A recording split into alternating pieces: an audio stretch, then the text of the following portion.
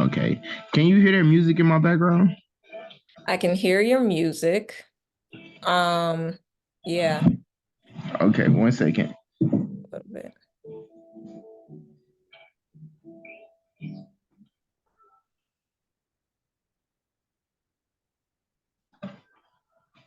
Okay, I think you can. Could you hear that ding that I just had just now? You'll be able to hear that in the recording. I don't think so. I I don't didn't think really. so. Okay, No. because I don't know how to turn it off. I do this every time I get on Zoom, like, the dinging. Um, Okay, one so second. I wanted to ask, since Mm-hmm. since you're uploading the recording, so I guess it's safe to assume that I don't get like takes in case I make a oopsie. Well, I mean, it's it's kind of like how they say it's pre-recorded. So since it's recording, I'm still new to this as well. To where if like let's say we were in person or something, we could like start over or if we messed up or something like Mhm. that. So it's kind of just live rolling right now. But don't worry about any of that. Just you're roll good. with the oopsie. Yeah, just go with the flow. Okay. So how was your morning? It was good. I can't complain when I have nothing to do in the morning. That's for sure. Okay. How was yours? My morning was good. I just got off the phone with my business partners. We're talking about starting a business. So we were doing a meeting of the mind, so to speak, like I was texting you about. And so later, maybe like mm, later this month we'll be meeting with the attorney to get Oh, everything cool. started, and we'll start the fundraising process from there. So Cool. um As it progresses, if y'all ever decide to do any sort of financial literacy, any sort of education, I'm there because that's what I need. That's for sure. yeah, thank you. I'm definitely it's a process. Like Yeah. I'm still learning also. Like I'm a student, so I'm learning. I'm not a professional by any means, but I'm learning. So I'm going to start with the interview process. Let me try to get my lighting right. Okay. Um, I hope you can't hear my background noise. There's somebody yelling in outside. Can you hear that? no. Okay. So my first question would be, what is your name? My name is Nia. My full name is Sarania, last name Zulu. Um, my middle name is Naima. I'm not sure if that's important. Well, it's also my mom's name that she goes by, but it's both of our middle names. Okay. Okay. Um, and where are you from?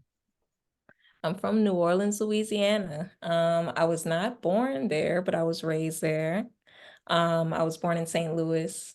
I've lived in New Orleans pretty much my whole life with some interruptions. After Katrina, I lived in Atlanta for 2 years when I was 8 and 9, I think.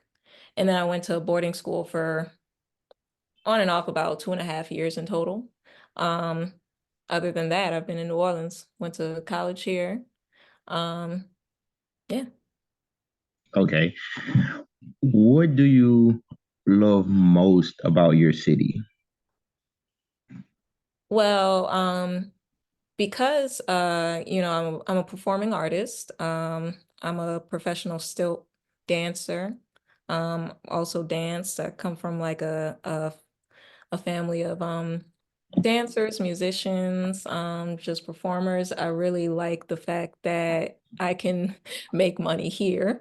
It's a place that embraces the arts, and because it's a place that embraces the arts, it's people that visit here, they find that it's a little bit more laid back in certain ways, and I think it's because of how much we value artistic expression. Well, partially because of that,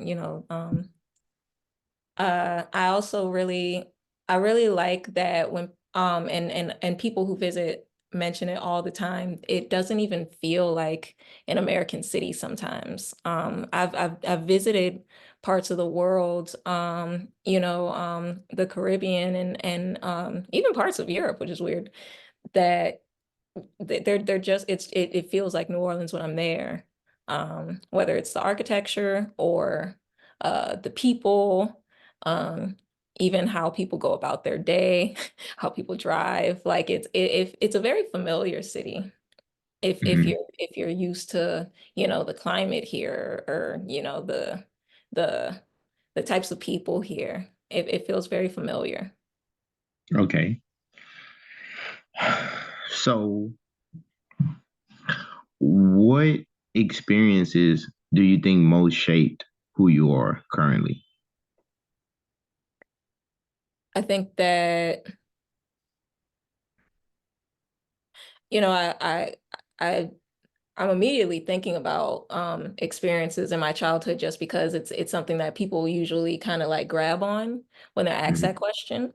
And I think that there were a lot of experiences in like my early childhood that kind of shaped me. And I'm thinking mostly about school and also about like performing.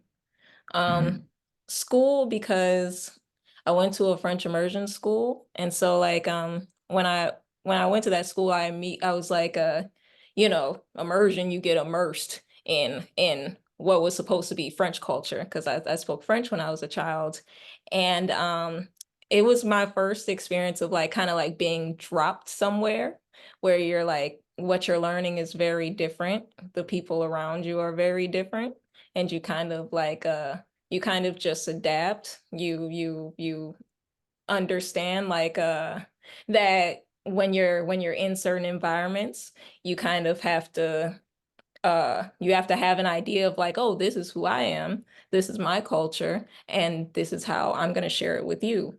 And then, you're also expected in return to accept whatever culture is.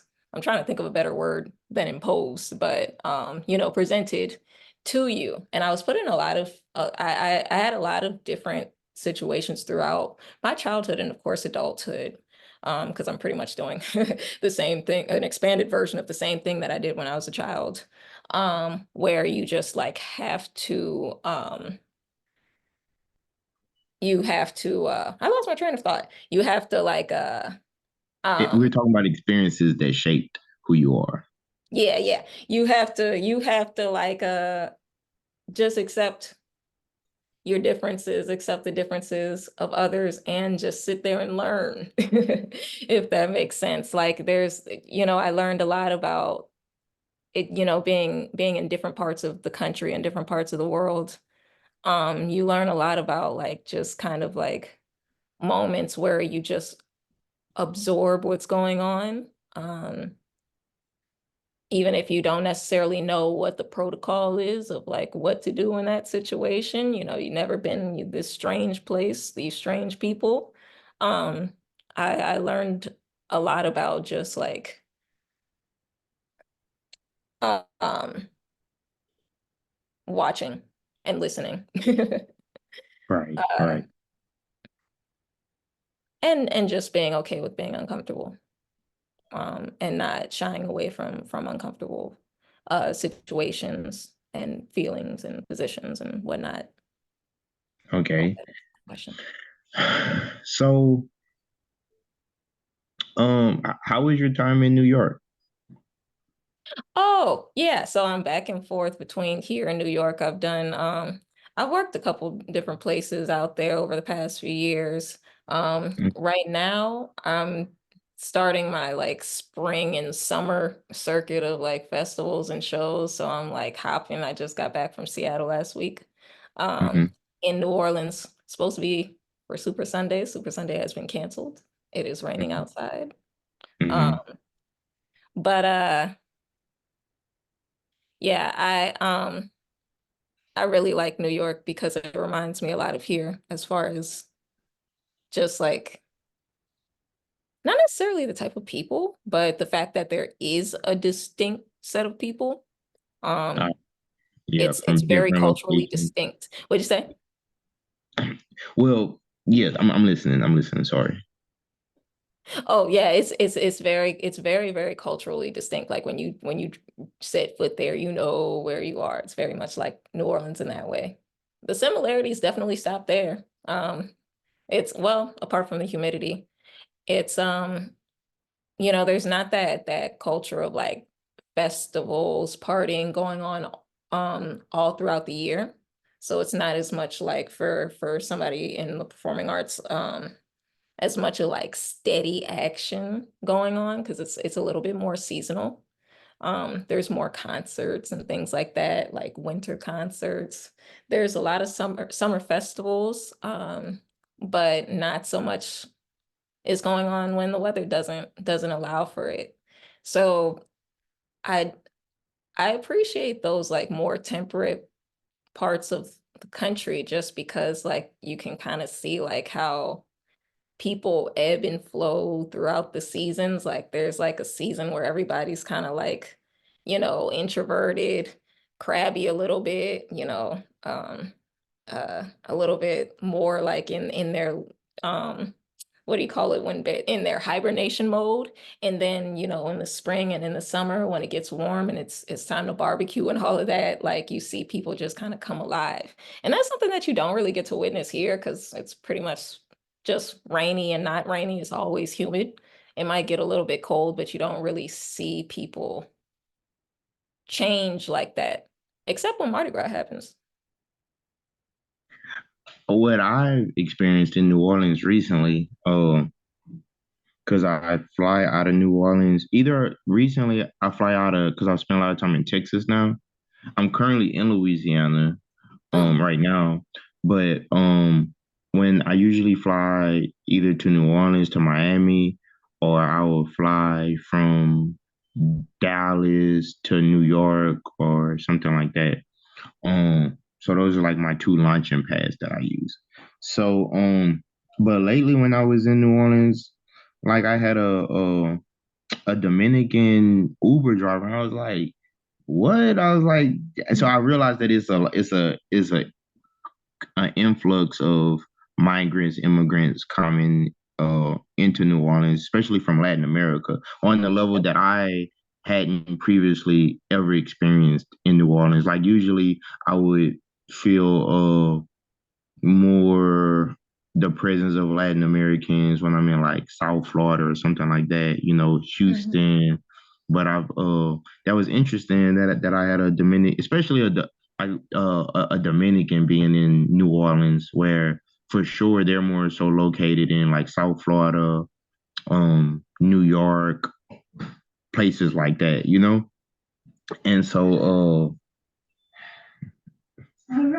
this is my son. Say hello to your What's cousin. up? Hey, cousin. This is what's your name? Jaha. This is Jaha Eli Dawson. How old are you? 7. He's 7 years old. He's my little scientist. What up, Jaha Eli Dawson? I saw you working hard yesterday. Yeah. So my light up every time I see him. That's my little man. He's so funny. Um so yeah. So currently what do you think are the biggest or largest challenges that impact this generation? Okay, so this generation, you mean like literal generations like Gen Z, millennials, or like just general generation? Am I thinking too far into it? I would probably say both. I mean, depending on how one would want to define that, I would say both. Because I mean, a generation has all of those people within it. But let's say specifically for your age group, let's say for people your age to maybe 12 years older, and people that's like 6 years or 7 years younger than you, that whole space, right? Okay. What do you think is the major challenges that's impacting that generation? Okay. So for context, I'm 26. Um, Hmm. something that I've seen it get bigger and bigger from when I was a teenager onward, what is like just like this sense of nihilism, which I don't think is necessarily unique to our generation. It's probably something that, you know, every generation has gone through. But I Hmm. think that we've been hit with major current events, of course. Yeah. We've experienced things that our our parents would never even thought of experiencing, let alone they would have to go through it or get the chance to go through it when it comes to positive things like really cool technology and whatnot. But I feel like the sense of like because everything is so publicized and because we're constantly being bombarded with news and news and news. And there's like this push that, like, oh, you have to be informed. You have to be informed about this. You have to be informed about that. You have to be in the loop. And you have to, this is of utmost importance. Look at this. This is of utmost importance. Of course, you're going to be on edge all the time. And once you once you get to that point where you're constantly on edge, which, of course, younger people are more susceptible to those things because they're not as familiar with like the way that, you know, the media tries to get you hooked to like constantly consulting it. And, the way that apps like make it to where like you're, addicted to your phone and addicted to the infinite scrolling. If you're not aware of those things and you're just like going through the motions and you're watching what other people are doing and you're following it, you're going to feel like, oh, I guess this is what life is. This is the normal. Terrible things happen all the time. Terrible things all over the world. There's way more bad things going on than good things. You know, we um we have a responsibility to acknowledge all of the hardships of the world, even if that conversation doesn't really lead to any sort of resolution of the problems. And so, after that sense of ooh, motorcycle, after that sense of panic, you kind of get to a point where you just like give up.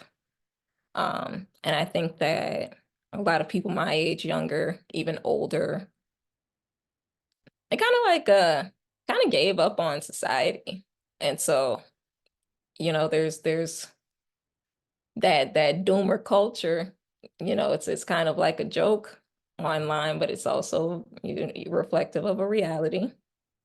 Like I said, I don't know if it's necessarily unique to our generation, but it's just something that I've observed and also like gone in and out of like feeling it myself. I'm sure that we all got to that point like at some, during the pandemic, regardless of what ways we were affected, we were all affected in some kind of way. Um, I don't know if it's necessarily something that will continue. Like I feel like, and I didn't live through these eras, so I can't really say for sure, but I feel like, the 80s was like when it comes to like revisionist history, I guess, like there was like this feeling of optimism and innovation, and people were really interested in like the next new thing. This is new, this is new. Now we have like in our current time, we have we're constantly being flooded with new things and new advancements and finding out new discoveries every second, but it's not really resolving anything as far as like our psyches. It's not making us feel any better about the world. It's not making us feel like we know any more about the world. It's like the more you find out, the more you the more you know, the more you don't know. I meant to say that. Um, but yeah, I might have gone on a tangent. No, no, no. You're spot on. So, the word nihilism. Nihilism, yeah. Yes. So uh I'm I'm familiar with the term for people that don't know. Could you give your loose definition of what that means? Okay, loose. So like a nihilist has like kind of like this mindset that the world is innately or life is innately meaningless or and that, you know, interacting with the world is meaningless. So why do we go on? Why are we here? You know, what is the point of all of this? Nihilism. Okay. So I definitely have um experienced or consumed content that promotes that type of thinking, you know. And sometimes I explore different things because I would like to try to either get their perspective on it or get a different perspective. Um, so the next question that I had, which I think relates to this question in some ways, since all of that is definitely true, is where do you see yourself in 10 years? Um, I thought a lot. I promise you, I thought a lot about this question, but I I think that when I get asked it, I look too far into it and maybe take it too literally because I'm like, I can't see into the future. And you know, since I was a teenager, you know, you get asked about like, oh, where do you see yourself like as an adult in your mid 20s? I had no idea. Like no, not one inkling. And not to say like I didn't really know what I wanted to do, which I didn't, but um I had like, you know, my things that I was interested in. I had things that I knew that I wanted to accomplish because you know, I have like I don't really have many things that I need out of life other than things related to like you know, family, um, uh being spiritually fulfilled, being, you know, emotionally fulfilled, romantically fulfilled and whatnot, just the basics. But I guess I just like accept that getting to that can come in many different ways. Um, like I studied anthropology when I was in college, and that was because I was really interested in culture, and I always have been. And I knew that I was gonna do something related to uh traveling, learning about the world, um, in any way that I can give back to the world. Um, but I had no idea how I would do that. I just wanted to I just wanted to learn the things, you know. I do a lot of I think my comfort zone is not necessarily school, but like just training and learning things. It makes me feel more comfortable. So I've done a lot of like little workshops and things throughout the year. I got my yoga certification last year. I didn't see myself necessarily doing that, but I knew that I would be doing yoga in 10 years, 10 years ago. So I guess I could say that I see pretty much the same thing that I saw when I was 16, thinking about where I would be at 26, which is pursuing the exact same things that I want to pursue now as far as fulfillment. Um, I don't like to be disappointed. So I don't want to feel like my life has to go a certain way when it doesn't necessarily have to. And I'm open to just gaining more life experiences, possibly living life in ways that I didn't think I would. Like I think that I really just want to be more wise in 10 years also. Like I want to know more about the things that I care about, except from Mm. a 36-year-old perspective, I guess. I don't know. I keep being told that your 30s are like better than your 20s, so I'm looking forward to it. I, I guess I could say I hope so, but I try to embrace, like you said earlier, being uncomfortable. So I always think that is no progress without struggle. So I read this one book by the military guy David Goggins. I read two of his books, and one of the things they teach in the military is to like they have a phrase called "embrace the suck," right? They think some things are going to suck, and that we have to embrace it. But we have to embrace it because on the other side of that, we're going to get to a better place, right?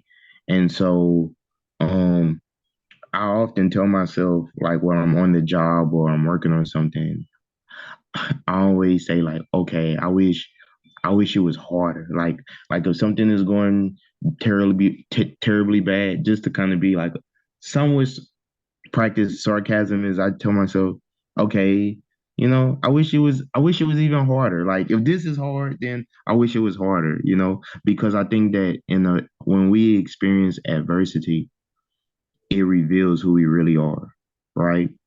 Like Mhm. without adversity, we won't even know who we really are. And then if we're not who we thought we were, then there's room for growth. There's room for us to say, okay, I experienced this. I did not respond the way that I thought I would respond. Let me practice that. So if I'm up against that same problem again, I will react differently. And one thing that I'm currently learning right now is that, like you mentioned, you want to be more wise. You want to be wiser when you continuously evolve. Well, I've been reading a lot lately, different books, different things, and it started. I guess I always was a bit of a reader, but I think it's been more intentional lately. You know, so I read different books, and one thing I like about reading or learning is that I have my own perspective on things, but I always find it enlightening when I can get someone else's perspective on a topic that I may not agree with, right? Mhm. Because I'm learning that although I may not like w- the ideas or what someone else is thinking, it doesn't mean that the feelings I have towards that makes what they think or believe untrue. You know, it could very well be true, and the fact that I feel negatively about the belief system or the ideas or the implication of the ideas, it doesn't mean that they're less right because I feel a certain type of way about that. And that's something that I think I know for sure I struggle with. I give an example, right? Okay, like let's say the whole college situation. Like, okay, we're taught to get an education because we want to get a job. Mm. Once,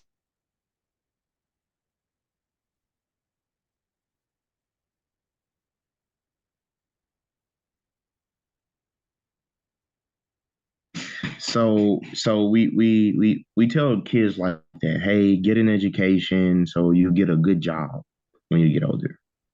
And so we uh we go through high school. We don't really learn what we're supposed to learn in high school.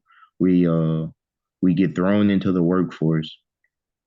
Then we get this piece of paper that says, hey, I'm educated, I have this degree, I learned such and such, and then we're in the workforce. Okay. Then most of us, we owe money to the school or the state or the banks who gave us these loans. And then they tell us, okay, now we can employ you. Or some people don't even get that far where they went to school, they have an education, and they still can't get a job. So personally,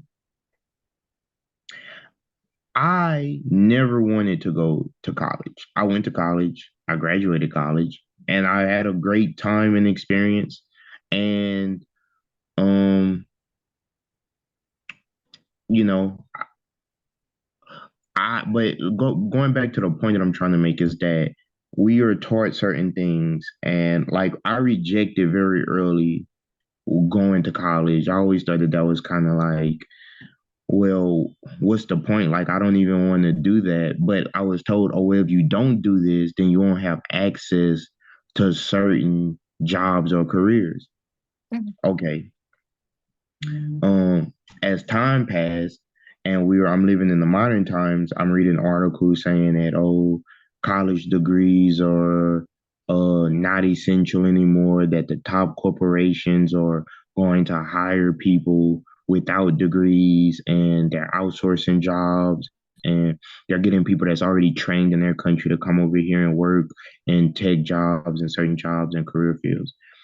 And so I'm like, well, wow, like, I had a hunch that I was right about this 10 years ago, that college wasn't what it was made out to be. And it seemed like now people are just now waking up to the realization that, hey, you shouldn't have to owe 30 or 40 or 50. I read some cases where some people owe $200,000 because they went to college. I read this one guy owed $1 million because he went to college. So I think that sometimes we do emotions play a part and then logic plays a part also. I don't think that we should be completely void of emotion when we make decisions because we're humans. That's almost impossible.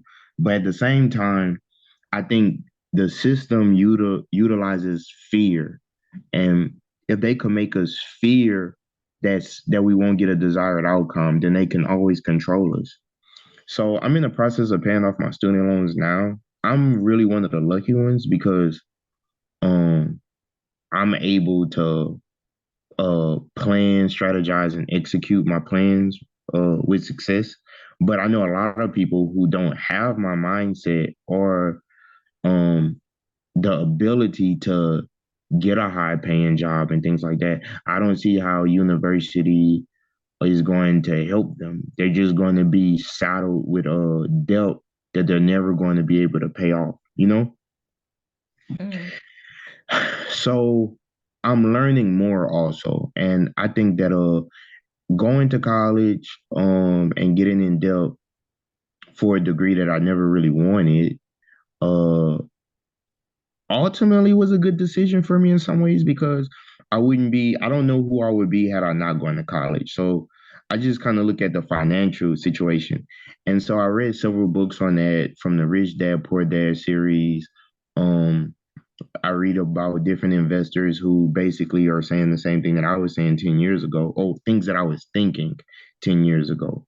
But in the Rich Dad Poor Dad series, Robert Kiyosaki, the author who's a billionaire now from Hawaii, he wrote that our parents are from the industrial age, where America, our grandparents. So in the 1920s, 30s, 40s, 50s, and 60s, America was still industrializing. So the idea, hey, you go to college, you get a degree so you could get a job was good advice for that generation. For our current generation, where we are still industrializing, but we're now more so moving towards the world is more so moving towards industrializing the formerly called third world nations, right? And so they're going through an industrial age right now.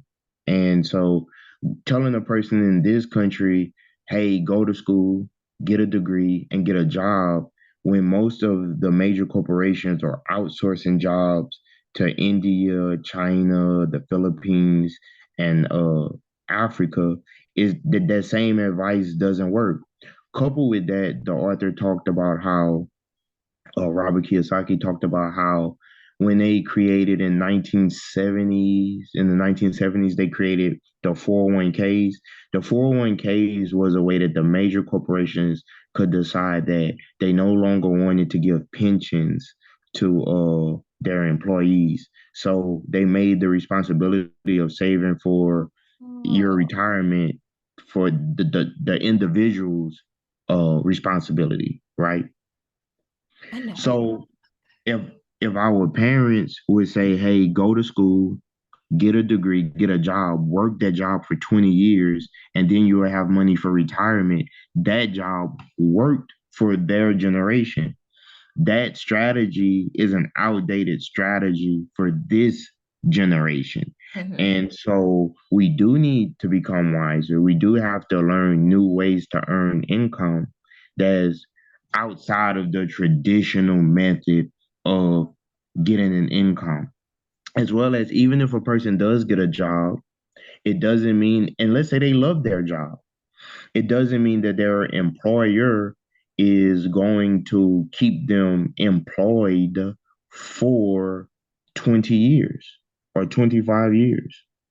So what ends up happening is, with the younger people are facing these challenges with the fact that they're competing not just nationally, but also internationally, and then in the coming future, competing against artificial intelligence for a way for us to feed ourselves and feed our families. And then the governments are um, passing laws which the uh, employers, the business owners, dislike. So if I dislike the laws that certain countries are passing, I mean, or certain states are passing, I'm not going to open my business. If I have billions of dollars and I don't like the laws in New York, which a lot of business owners have been complaining, or the laws in California because they tax so heavily, where if I can't open their business in the South, which is more favorable, then I'm just going to take their business overseas. So America and the United States is really it has its problems, but it also has solutions.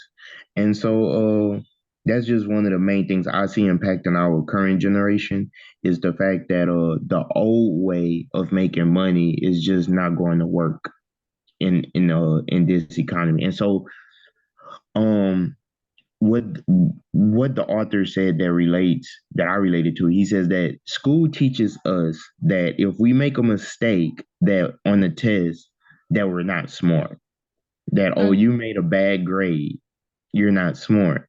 But life teaches us that, oh, you made a mistake. Okay, here is the correct way to go about the mistake that you made. So life teaches us to learn from our mistakes. School, according to Robert Kiyosaki, teaches us that we should be afraid to make mistakes. But the only way that we're going to grow and develop is by making mistakes. So school is teaching us conflicting ideas about how we should react and interact in life. But basically we have to make mistakes because you're if a person doesn't know something, the only way for them to learn it is to, one, ask a question, two, to search for the answers, and then finding the answers, you're going to make the mistake, you know? So I think that people should not be afraid to make mistakes. I don't think that we should just carelessly go about our day to purposely make mistakes. But oftentimes mistakes teaches us far more than success teaches us, you know? Mhm. I wish that I could have written down everything that you said because it puts things so much farther into perspective as far as like why we have that fear. It gets put because it's like we're kind of like we're thrown out here with an outdated manual. Like like like we're learning with an encyclopedia from 2006 or something. The this I guess because I am still in my 20s, I didn't necessarily come up with that advice of staying in the same field for or in the same job for 20 years or even in the same field. Like I kind of was warned that like things are moving very, very fast and people are only staying places for a few years at a time. And, dropping out of the workforce to do entrepreneurship for a second, if that don't work, come back in. Like, it's kind of a no man's land now. But I didn't think about how few, how few uh resolutions. I'm trying to think of the right word, but how few tools were given to resolve our issues that are very, very solvable. Can you give me a split second? One second. Mhm. Like 20 seconds, 30 seconds. Okay.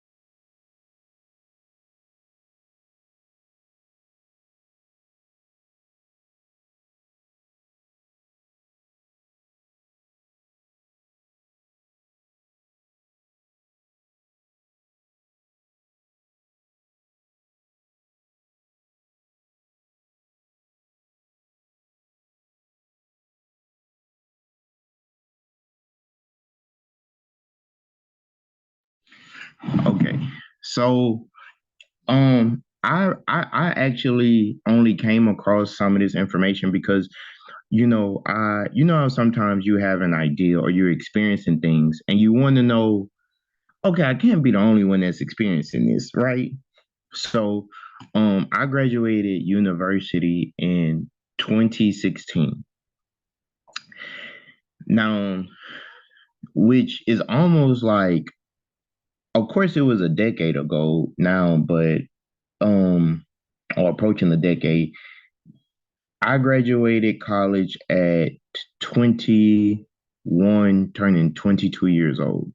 And so, I did the 4 year university, got out of there. A lot of people didn't even graduate. You know what I mean? And I just think like, man, I wonder how would it feel to go to school, get a bunch of debt, and you don't even graduate. You know what I mean? Like, man, it must suck because but then the problem I experienced was after I have a social science degree in history. So when I graduated, I went to Grambling. When I graduated Grambling State University, I um I was like, all right, I really didn't know what I wanted to do.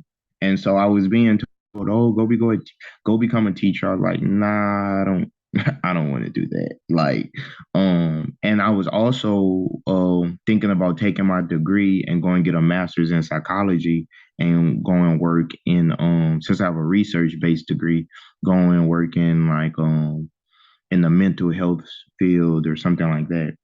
And I even contemplated law school. But I started thinking like, who do I want to become? And what problems in society do I find most frustrating to me? Like, I find that it's something on your end that you see in the world that really frustrates you, that really gets underneath your skin. And you just probably think like, man, if we could just solve this problem, I would feel better. And I think those are the fields or the things that bother you is you should go into that. You should go towards that, you know? But then we get thrown into having to put aside what you want to do for finances. Like, okay, well, yeah, that, you might want to do this, but you have to feed yourself. So my question to you would be, What's most important to you out of these four things? Security, your personal freedom, time, or getting a return on your investment.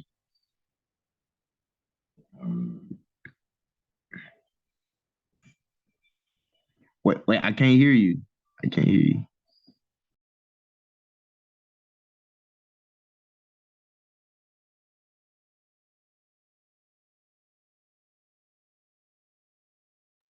I don't know why that took so long. I'm so sorry.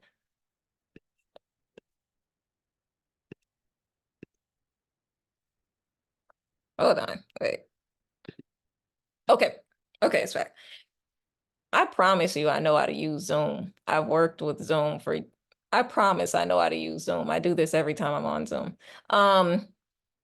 So we have security, time, return of investment, and freedom, personal freedom.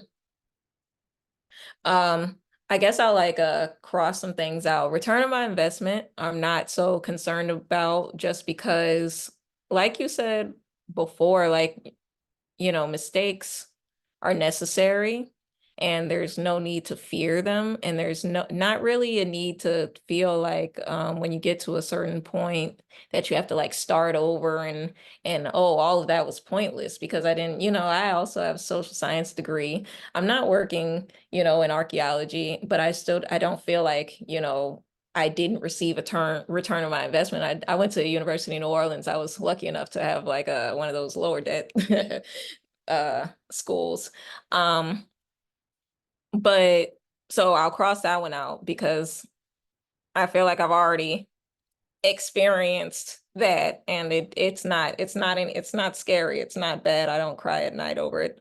Um, time is something that I just like naturally fear. And because I have such like a visceral reaction to like, oh, you're almost out of time. Oh, you don't have it figured out and you're already in your late 20s, you know, because there's so many emotions attached to it. I kind of also, I'm not taking it seriously because I know that it's just an emotional thing. And I know that I have the rest of my life ahead of me, regardless of how long that is. That's the rest of my life and it's significant. Um, so my my logical thinking brain tells me all the time to not really worry so much about time and to just appreciate the time that you have. So I'll cross that one out. Um, Personal freedom is something that, and I think it's just maybe like an age thing. I've felt like I've been in situations where I felt like I didn't have personal freedom or didn't have agency in what was going on. Like, you know, because I've also felt that pressure of like, you got to check these boxes in order to be, you know, a valuable member of society. And, you know, you have to think realistically and you have to do all of these things. And, you know, I just I think that, I think I fell for the okie doke. I think that a lot of like those those times when we're in a position where we feel like we're lacking personal freedom and we have nowhere to go, we actually do, and we don't lack that. Now that's of course with um, you know, I'm speaking from a position of like not having as many personal responsibilities as far as like, you know, family things, because I haven't started building a family. Um, so, you know, I'm speaking from there, but me personally, I don't think that there are any threats to my personal freedom right now. Um, do I value it? Yes, but I also am confident that I can maintain it. And just because I always will have like that skill to fall back on, that's, you know, very niche and also, you know, allows for freedom. And I'm very grateful for that. So I guess the last thing is Time, personal freedom. Time, personal freedom, return of your investment. Dang, what Um, was it? okay, it's security. Security, security. Oh, security, like financial security, security like To be secure, to know that um I know what's going to happen next Thursday. I know what's going to happen the Thursday after that. Like I have a rhythm with my life is set up to be calculated, so to speak. You know, my life is based on routine. Um, are you one of those people? Because I'm asking this question for a specific purpose. So I'm just kind of trying to see. This is like four different personality types that most people fall into. Um, so oh, so I'm just trying to gauge. I probably should have said that after you answered your question, but I'm just trying to gauge what do you value most, you know? So I guess that would be security, maybe possibly. That's what it sounds like because it wasn't the other three. personal freedom, I feel like I value the most. I just don't feel like I lack it. Security, I just happen to, I don't know, like my career doesn't really come with much security. Like there's no telling where, and the pandemic taught me and my family that, you know, the most clearly, like there is no guarantee that where you're eating from, that plate of food will always be there. Like there's just and of course there's fields that I could be in that would provide me more of that. Um, but I guess like the other ones, because I'm comfortable, I'm comfortable with the impermeability.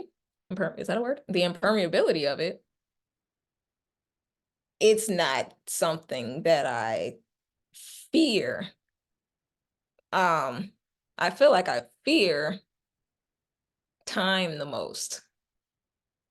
But what do I value versus what do I fear? I don't know.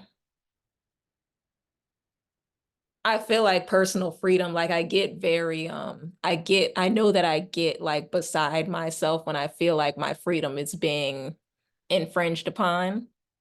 Um, even if I know like consciously, like I said, like, oh, you always have a choice. But if I feel like I don't at that moment, that's when like my life just like feels like it's falling apart more so than those other three things. Okay. So so you mentioned festivals. So for your job, what it is, how do you make money basically? My question would be. So we have there's a set of festivals, concerts, and things that I've done every year since I was 4 years old. And Mhm. basically what I've been doing with the help of my parents, of course, in my childhood and early adulthood is like kind of expanding on that because that's what they were Mhm. working on. So for example, we're always looking for a new part of the US to, to do maybe like a parade or a small, very small venue, festival that nobody's ever heard of out there to get your name out there.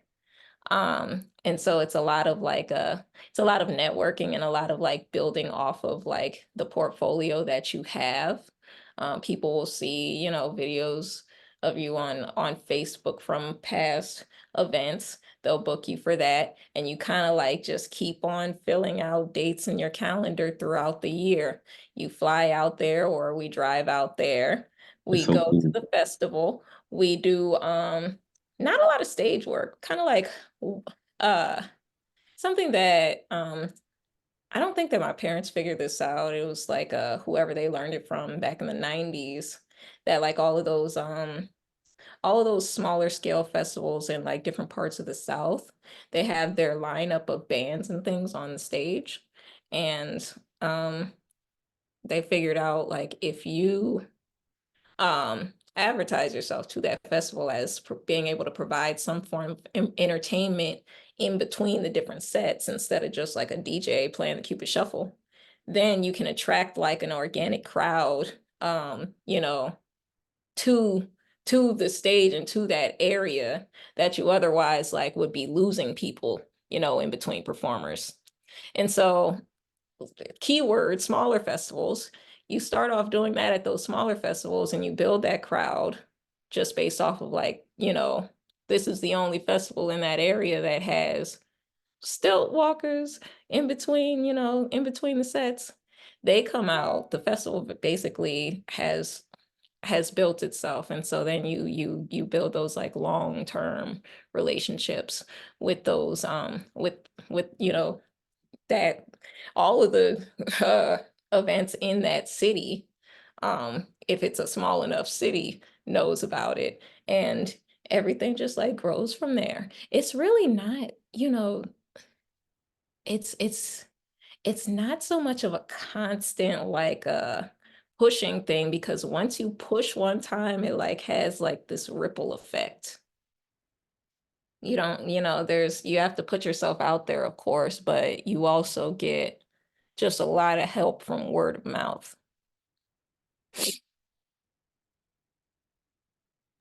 No, go ex Madison before you hurt yourself, please. Oh, don't hurt yourself. Yeah, go ex Madison. Please go ex Madison. Please. I know, but don't do it again. Don't do it again, please. Take my word for it. I'm telling you, if you do, you can do it. But if you do it and you hurt you, no, don't do it. Can do it. Don't, for real. Go ask your cousin. He wants some gummy bears, but they're up high. Oh gosh. Yeah. And so, well, the reason why I asked that, I think that's very interesting because based on our personality types, depends on kind of like financially how we like maneuver through the world, you know?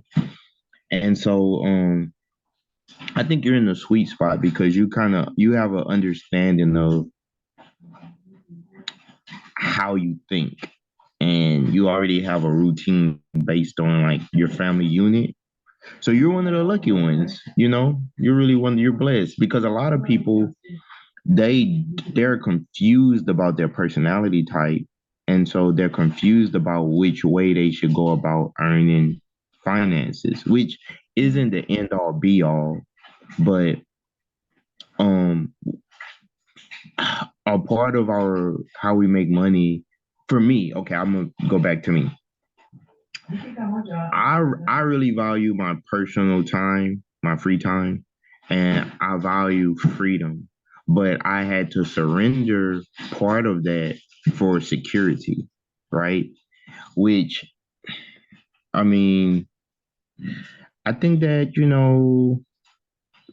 right now what I'm trying to do is learn more to to get back some of that free time and personal time. But I think that in doing so, I'm going to enter into a away from the security side because if I start a business with my business partners, I don't know if that's going to if on Thursday I'm going to get paid, you know what I mean? Or the next Thursday I'm going to get paid like it is if I'm working for a major corporation, right? But while the major corporation may offer me security, what they cannot give me because I'm surrendering it to them is my time. And so I'm definitely trying to summon up courage and bravery and also to be more calculated in the decisions that I make so that I can buy back my freedom, so to speak, and get my personal time. Because I've been thinking about the lifestyle that I want, and I just don't see that lifestyle being able to coexist with the way that my life is currently set up and how I earn my money, right? But part of my job does enable me to have a certain amount of freedom from the outside looking in, that the average person doesn't have like, okay, I drive trucks. Um, so for one, I like to make a distinction that for as our jobs or our careers is something that we do, is not necessarily who we are. And I think that in America or the United States, which I'm from, we say that we are our occupation instead of saying that we perform our occupation, or our occupation is what we do to earn our finances, our living, which is very strange because it becomes our identity. So when something becomes your identity, is going to be difficult to switch or to stop doing it. Because then the question comes in, well, okay, like if I'm an NBA player and then I read, like, let's say like a Kobe Bryant or Michael Jordan or someone's really like at the top of their field. They're known for what they do. And for the long time they could say, well, I'm an NBA player. But who are you once you're no longer that? Mhm. Where is your identity?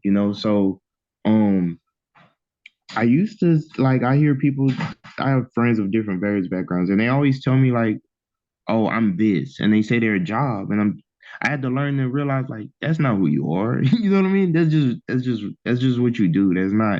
That's not who you are. And so occupationally I drive trucks, but I do other things on the side too that I would consider more important than the job that I do. But I would say that far as on the job level that I do see another side of it that I think that the average person doesn't see, right? So what do I mean by that? Okay.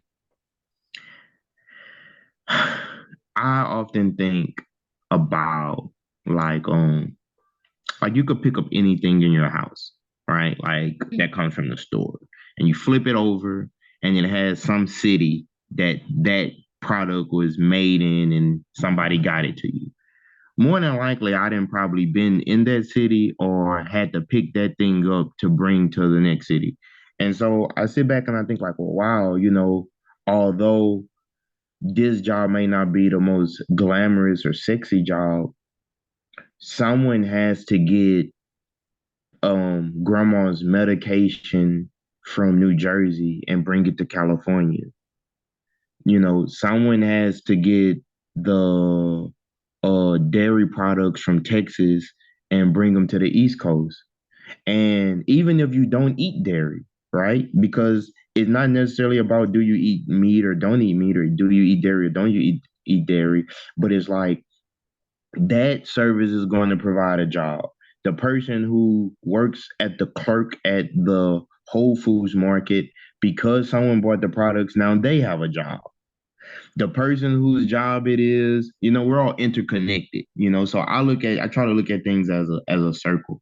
And so one day I was sitting, I was thinking, man, you know, if I could, I would want to get more control within that industry where I could deliver things directly to Black people who need it. You know what I mean? Because I realized that what if we are in a situation where these major trucking companies or distribution companies no longer want to hire us? Well, then we're blocked off in that way. Then let's say like I've been across the nation. You have too. It's like, okay, well, what if how are we going to get um food stores or neighborhood stores to feed ourselves, or how will we be able to control our destiny? You know what I mean? Instead of unless we have, guys like me or other guys that's or women too, not trying to be gender biased, all people working constructively to be able to get the resources that we need and store them and distribute them. And so sometimes when I think that my job, like I could go do something because I'm pretty intelligent. Oh, I could go do something sexy, like, you know what I'm saying? But then I think about, I'm like, well, everything is not going to be sexy. Like everything is not going to be, oh, I'm on Instagram, you know what I mean? Like look at me, I'm taking a picture in front of a mountaintop or something like that. It's like everything is not going to be sexy. If we were to build a nation within a nation, right? We were going to build a self-sufficient community or communities. It would, and someone has to run the sewer system. Someone is going to have to run the power grid. Someone is going to, not just someone, people are going to have to run the sewage system. There's nothing sexy about that. You know what I mean? It's nothing sexy about sewage. Okay, but someone has to do it. The from the power grid, the electricity. Like someone is going to have to get out there if a hurricane hits and make sure that the power outage is fixed. There's nothing sexy about that. So I realize in our generation, we've been taught that a job should be sexy instead of it should be constructive and productive. And so that's one of the things that I think that I made a niche for myself because some people call it working hard, but I think that I was able to learn that okay, if I'm willing to work, let's say hard, right? Which I always say I wish it was harder, but let's say I wish it was. I learned to work hard. That most people say things like, "Don't work smarter, don't work harder." But I found a problem with that statement, and I read an author, and he said that you can only work smarter after you have worked hard because you won't even know what part that you have that you could do, you know? What is smart? Yeah.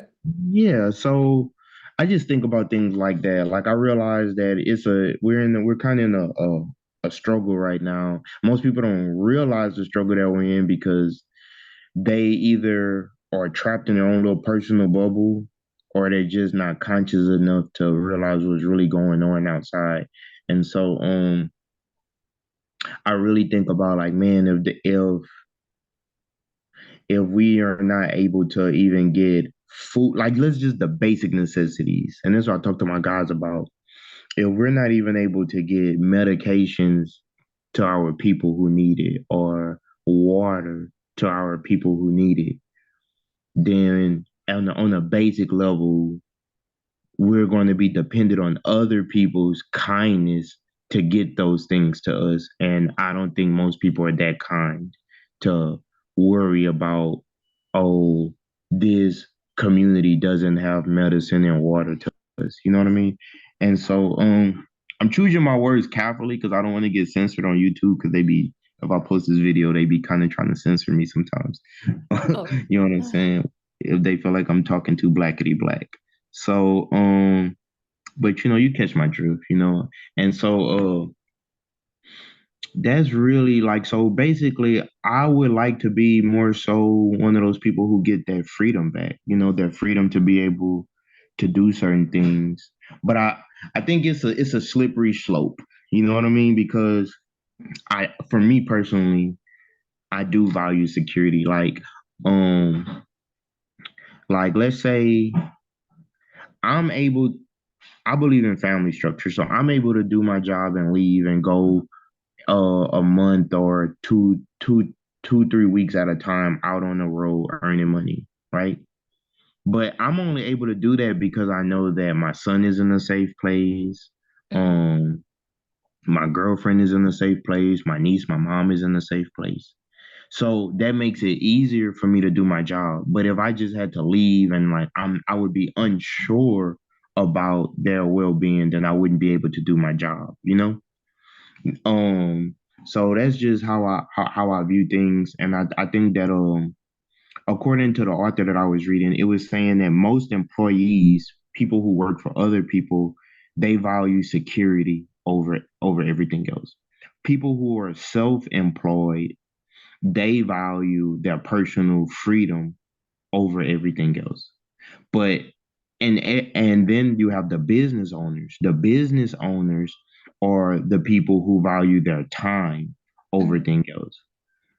So the investors, they value the return on their investment. They value their money over everything else. So, okay, I'm going to kind of draw like a how a argument, and this happens in our communities all the time. So each section of thinking comes with its own language, rules, and way of doing things. So, okay, so the investors, and they don't have to be wealthy, but in this case, we're going to make it like the investors are like uber rich. So like the investors have 20 $20 million that they want to give to the business owners. But they're giving their money to the business owners because they want the business owners to make more money for them. So I'm giving let's say I'm the investor. I'm giving the business owners $20 million because I want them to turn that $20 million into $60 million. The business owners, or they have once they have the resources, they have the employees which they're going to put to work to create the jobs. Mm. So I'm the bank. I give the money to the business owners. Let's say it's Orange and some water companies, whoever, right? Or I'm going to use your field. Let's say I'm an investor and I'm going to give money to people who are business owners, but they work the festival market, right? So I give my money to them so that once they make money, they can make small payments back to me, right? But I have so much capital, I might be touching the whole United States with this capital, right? I'm not just giving it to one. So, okay. So the investors give the money to the business owners. The business owners are then with the capital able to go hire more employees so that they could work the festivals and so that they can um get the return on their investment. Now, while everything is going smoothly, the people who are self-employed, they are able to make money also because there's so much money being flooded into the market. Even if you work for yourself or by yourself, you're able to get a good income by just getting the residuals that the business owners and the employees are just not able to get, right? Mm. Okay. But then here's the problem. The problem happens when the investors now have made their $60 million back. So now they're like, well, okay, I didn't make my money. And then they cut off the pipeline. So it's no more money going to the business owners. And so they say, well, you know what? I made my money back. Screw the business owners. The business owners need the investors' money in order to stay in business. So let's say things are going bad now. Let's say they did not make their money back. So the investors say, hey, you guys, let's let I need my money back now. This is what they tell the business owner. I need my money back now. The business owners was like, well, I don't have the money now because things are bad. Well, the investors would tell the business owners, well, you need to either fire some employees or you need to make your business smaller so that you can save money, resources, so that I can get whatever I can get back, right? So the business owners would then tell, because they're getting calls from the higher ups, the business owners are going to tell the employees, hey, you guys, I need you guys to work longer hours for a less pay. The employees are going to argue with the business owners, hey, you have all of this money. We're working longer hours. I should get more money. The investors are sitting back arguing with the business owners again, saying you need to fire the employees. The business owners know if they fire the employees that they're not going to have a business. The investors don't care. Now, how are the self-employed people uh doing? Well, the self-employed people, if it's a drought, they're going to struggle also because there's no money. The money is really coming from the investors. So the self-employed people cannot make money if is no money being driven through the pipeline from the investors. So on the grand scheme of things, our personality types affect how we react during recessions and Great Depressions. Now, here's the problem with being an employee. We surrender our time for money. Here's the problem with being a self-employed person. If you're not working, then you're not earning. So, what happens if the self-employed person gets old? What happens if they get injured?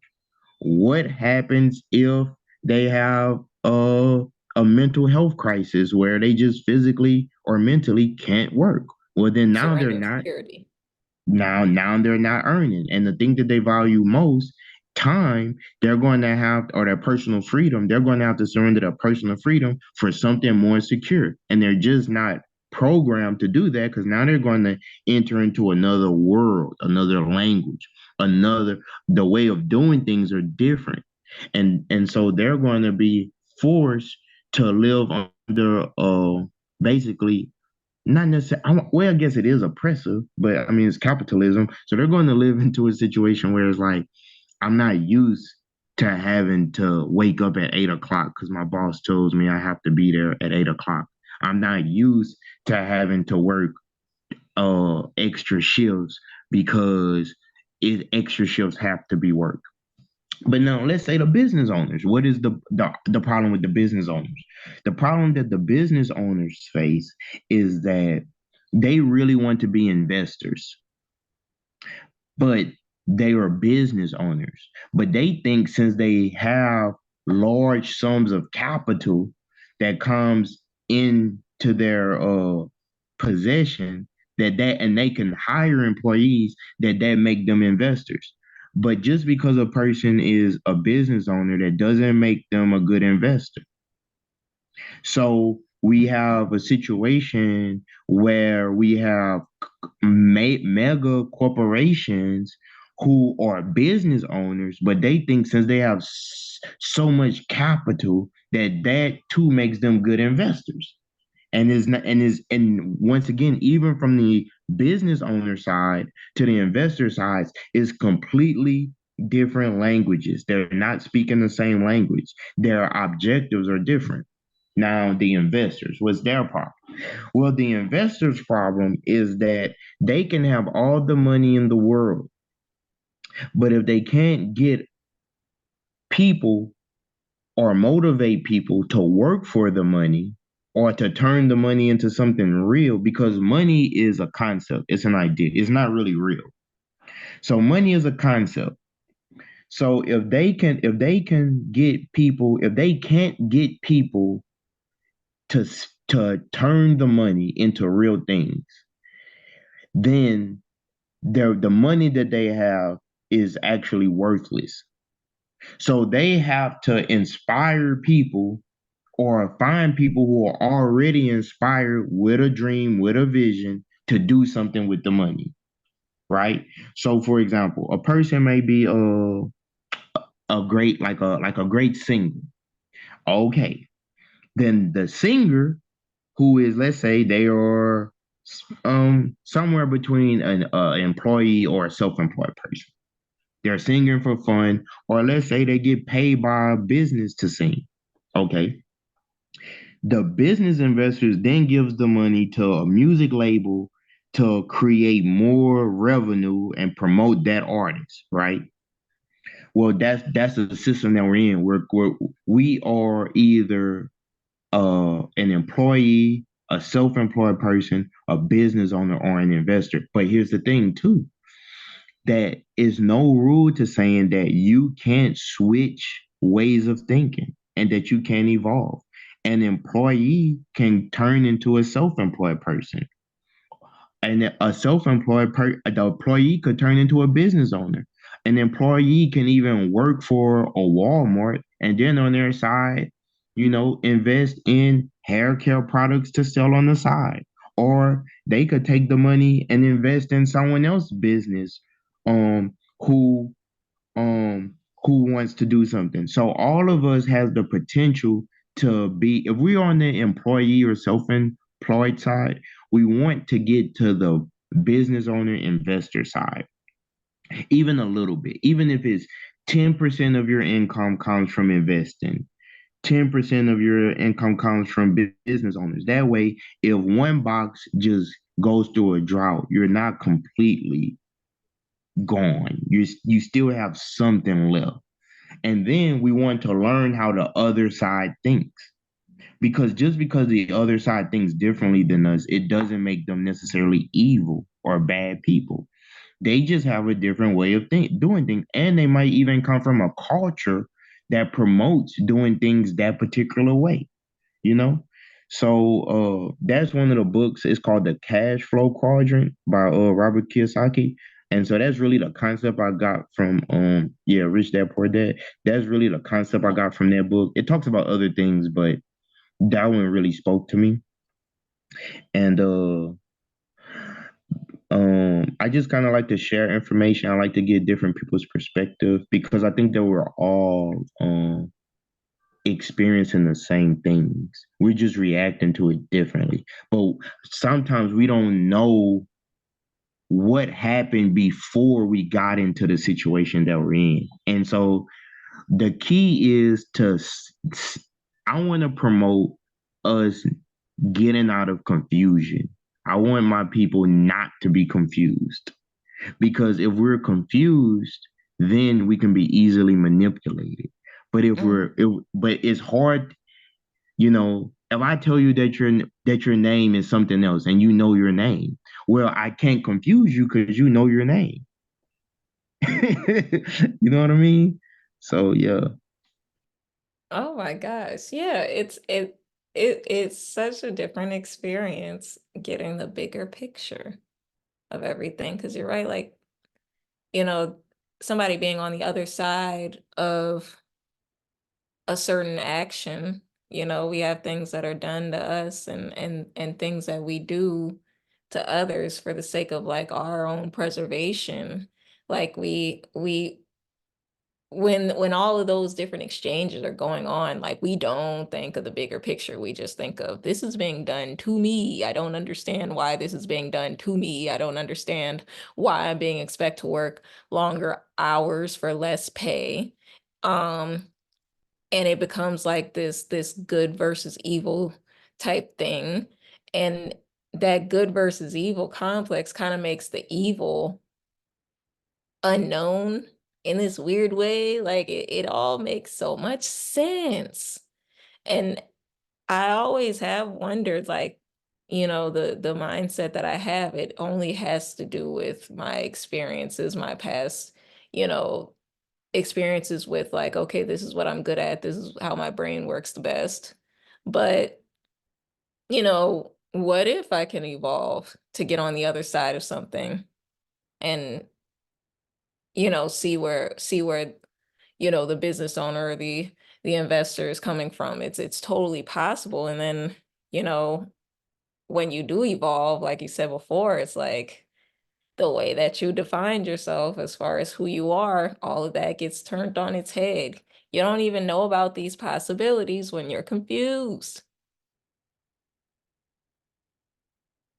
In his book, he has a 3-part series, but he has so many different types of books on different subjects. But his most famous classics are The Rich Dad Poor Dad, the original. Then it has the Cash Flow Quadrant, and then it has the Investing side. And so I got the audio books, and then I like the audio book so much that I purchased the uh the the classics. And he also has a board game called the Cash Flow Quadrant, which is like $130, but is to teach you to think like the other sides that you don't normally think like. You know what I mean? Kind of like, Monopoly. But he said something in part one. In fact, when I read that book, I'm gonna be honest, like I'm gonna be totally transparent. I actually cried when I read the book because it was a part in the book where it was I don't want to give too much away, but basically the character has two dads. He has his friend's dad who grew up to be a very wealthy man, and his dad who is a highly educated man but was a poor man because he was an employee. And his poor dad went against the power structure. And when his poor dad ran for a vice governor, a lieutenant governor of Hawaii, Mhm. and he ran against his boss. And his son was like, well, dad, if you his son was in the military, the author was like, it was during the Vietnam War. It was like, if you run against your boss, like, and you lose, your job, your career is done. And his poor dad told him that basically that he had to do something because he didn't like what was going on in his country, in his homeland. And he ran the campaign and they lost. And he was in his mid 50s. He had already worked the majority of his youth, and his poor dad was forced to start over. And I cried when I read that part because I was like, wow, sometimes like our heroes lose. Like sometimes the people that we admire, that you can do the right thing and lose. But the ironic part of it was that his son became his redemption because his son ended up becoming the richest person from Hawaii. So when what happened with his dad, going back to the cash flow quadrant, was his dad was an employee. Mhm. And his dad, after he lost the governor's race, was trying to exist as a business owner.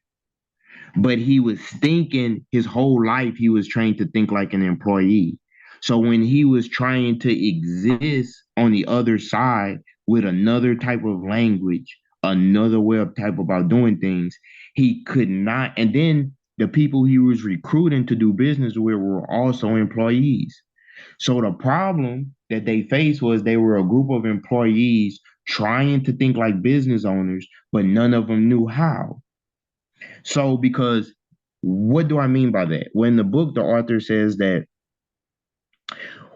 when your paycheck doesn't come next Thursday, are you going to continue to run your business? And if you're an employee, you're taught to work for money.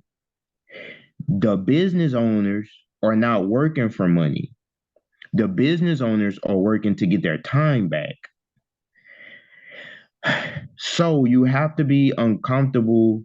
You have to get used to being uncomfortable because money is not the end goal.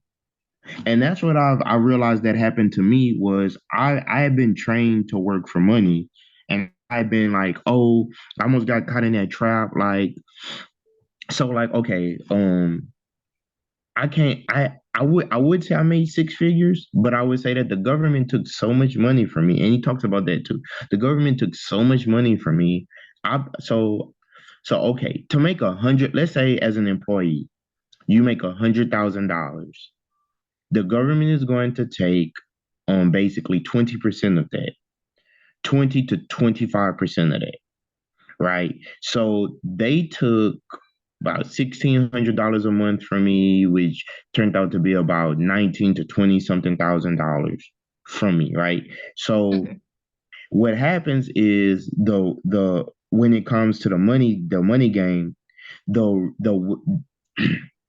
before we were born, the the working class fought to get a law passed that the rich would pay more taxes.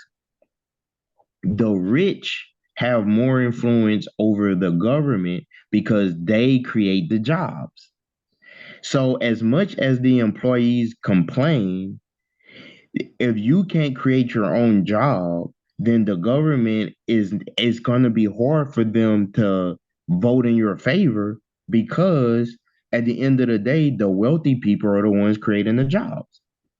So, albeit it may be unfair. So they passed a law. When they passed a law, what the wealthy did was they created corporations. So when they created corporations, the poor people fought that people would be taxed by how much they make. Well, that's what the government did. So when we work, we're going to be taxed based off how much we make as a person. But the loophole is if you are a corporation, you are not a person. So when people say things like, "Oh, this wealthy person didn't pay any taxes," while that may sound unfair, they don't know the rules to the game. They're confused, and we have to get out of being confused. Instead of us looking at things and saying how unfair it is, we have to learn the rules to the game and play the rules as they are being played, and then we will have a better outcome, right? I need that course. I don't want to be confused anymore. Yeah, me either, and I'm still very much so confused. And I would say that that don't follow a person. Okay, as much as I like Robert Kiyosaki, and I tell this to my son, listen, son, I, although you may love me, I don't want you to follow me. I want you to follow logic. I want you to get it. Logic is the law of the land. That's the universe. Ask a question, find ask the right question to find the right answer, but you have to search for the answer. So if you follow that, you won't be having to call me and ask me for any help, because when something goes wrong, you're going to know to how to think. Now, I'm not silly. I still call, my friends and families to sometimes think things through, but even then I'm trying to get out of that habit so that I could depend on my own logic, and say, okay, Brian, how do I get out of this situation? Or how do I solve this problem? And what Rich Dad taught him was not to work for money. And so he told him, don't work for money because if you money is like a drug. So when we have it, we feel good, and when we don't have it, we feel bad. So money is simply a tool to be used to get what you need to get, your necessities. It is not God. It is not the end all be all. That we should feel the same whether we up $100,000 or we're down $100,000. We should feel no different because once again, money is only a concept. So why would someone feel bad about something that they're printing out in the building somewhere and handing to us? So because if I don't have it, I'm going to feel bad. But if I have it, but then again, things are set up to where we need money to buy our basic necessities. So I do understand the feelings attached to where if I can't get medicine or if I can't get the things that I need or I can't get food for my son or my daughter, I could understand how not having it would make us feel a certain type of way. But I think we go far beyond the basic necessities and then we start using money to justify why we're better than someone else, right? So, but that's down the rabbit hole. That's a whole different thing. I mean, you know what I mean? But the the the key thing is that I recognized in the book where I had been trained to work for money. But my mom told me something when I was a little boy, and she used to tell me this. It all the in the book, what happened was the kid asks his dad, "How do he become rich?" And he asks his dad, "How do he become rich?" Because a kid had a birthday party and didn't invite him because he said that he was poor. And at 7 years old, 8 years old, that affected him so much. Right then and there, he decided that he never wanted to feel that way again. The fact that other people could go to this party because they have money, but I can't go to the party because I don't have money. And so that affected him. And so he went to his dad and said, "Hey, Dad, how do I get rich?" But his dad did not know how to get rich, and that's what he told him. And his dad, instead of being a hater, which is another whole topic, we have to stop being a hater. What do I mean by being a hater? It's like, listen, and hating can come from the top down to the bottom up. So you know what I mean. But hating simply means that someone is doing something constructive, and instead of us applauding the constructive thing that they're doing, it make us feel insecure in some way, and we allow that insecurity to block our willingness to either help or donate to that said person or cause or idea. You know what I mean? So So rich dad tells the son to go ask his best friend's dad, who wasn't rich yet, but he wasn't a hater. Say, yeah, I think his dad's going to get rich one day because the way he moves. Well, I'm not going to give any more of the story because I want you to, read it yourself if you do choose to. But the fact of the matter is, they went to work for Rich Dad, and the Rich Dad told him, "Don't work for money." Now, I think that that's a concept that we lose out on because most people do everything for money. That if oh, you're not paying me, if it doesn't make money, it doesn't make sense. If you're not paying me, I'm not going to do it. Hmm. The reason why he said don't work for money is that a person can get addicted to the false security that money brings. In my career, I get paid every Friday. When I was doing insurance, which is more like a self-employed person, I would get paid off every 2 day, a day and a half after every sale, I would get paid. So that's even more addicting because if I know that I can make money every day, basically every time I make a sale, I'm getting paid. You know what I mean? Um. So anyway, he says don't work for money because if you work for money, you're going to end up a slave and you're never going to be free because you're going to get so addicted to the false security. And he said, why do people work for money? Fear. Fear that they're going to starve. Fear that they're not going to be able to provide. So we trade our time and our energy in to become employees. But then, while I do agree with that, you know, is other perspectives out there also, which I mean, our system is set up to where the wealth and resources are locked in to one community. And so since 88% or 90% of the wealth is locked into this one community, everyone else has to go to their communities in order to get the resources. That since when if we would have never went through slavery in America, we would have all of the necessary resources and everything that we need in order to take care of ourselves because we would have profited from the labor that we did. But this is the world that we're in. So I do still agree that although all of that may be true, that we went through slavery in America and all this other stuff, that we still have an obligation to not work for money. And why is that? Because if we work for money and we know that the mega capitalists have the most money in the world, we're ultimately going to end up working for people who don't have our best interests at heart. So if I start a business with my friends and I know that we don't have as much money as the mega capitalists, but I know my best friends and I have his best interests at heart, he has my best interests at heart. But he can't pay me as much as this mega corporation could pay me. Sometimes we should do business with people, although it has to be a motivating factor outside of the money. You know what I mean? So currently the plan that I'm working on is I want to build a mega group where we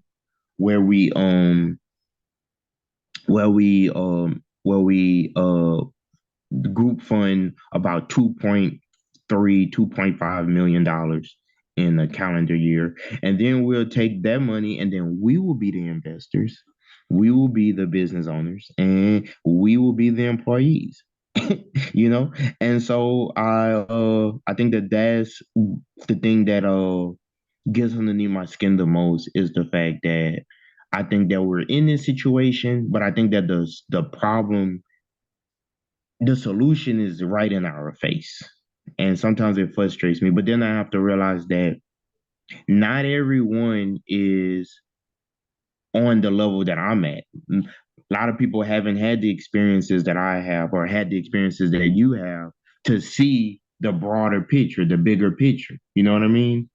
So I think it's our job to kind of like the allegory of the cave is to kind of get them out of the cave a little bit, and get them past the fear that they may perceive is there and realize that it's not real. That the fear is only an illusion. You know what I mean?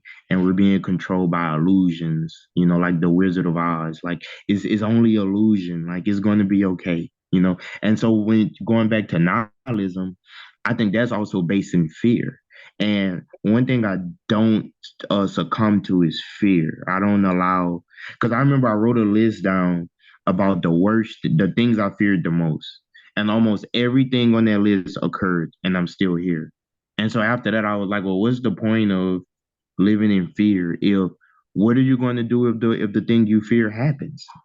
Are you going to stop fighting or stop trying to thrive, or you're not going to bounce back from it? Like the things that we fear can occur, and once they occur, we have to, okay, it happened. Okay, now let's move on. That's why I always say I wish it was harder, because when things get harder, it reveals who we are, and it also reveals what side of the fence we're on. And I think that most people are confused because it's not hard enough for us. I think that if it got a little bit harder, people would be more aware of what's going on. Some people have really tragic lives, but they seem to be the one that's most enlightened because they don't have time to live under any illusions. So this has been a great chat with you so far. I would definitely like to have you on my YouTube channel as a recurring guest. You gave me so much to think about. That's why I went on a rant just now and was talking about the book and everything, because I was listening to you after you answered the questions that I asked. It made me think about the Robert Kiyosaki book um that I've been reading, and it made me think about especially when I asked you about what experiences shaped you most, and you talked about school, and that was something that he spoke about in the book. And then when I asked you about where do you see yourself in 10 years, and what problems do you see most challenging to this current generation. Um, I think all of those things could be not necessarily answered, but a perspective of it could be within those book and within that book series. Yeah, I feel like I expected, of course, because I always get a lot out of our conversations, but I did not expect to one have homework, but like positive homework, but two to you know leave with more questions, but Mm, like I'm saying in a positive way, mm, because now I'm thinking a lot about like how I feel about where I place myself as like, a part of society in the sense of like the working world. I I I appreciate you a lot. Um Oh, likewise. Thank you. Thank you. Thank you. And you gave me a lot to think about also. I was thinking about when you was telling me how your parents in the 90s and their friends, they told them about how to work the festivals. That was relevant to me because and me trying to get into like more so moving how they move in the sense of not having a boss, so to speak. You know what I mean? Like to be the person like where you're in charge of getting things done. And I think that, and so actually you're like, why when I say oh you're blessed, the reason why I said that was like, well, some people are not even, I'm not going to say, because it's pros and cons to being in each section. First of all, that's what I want to say, that we it's necessary for our society to have a great number of each.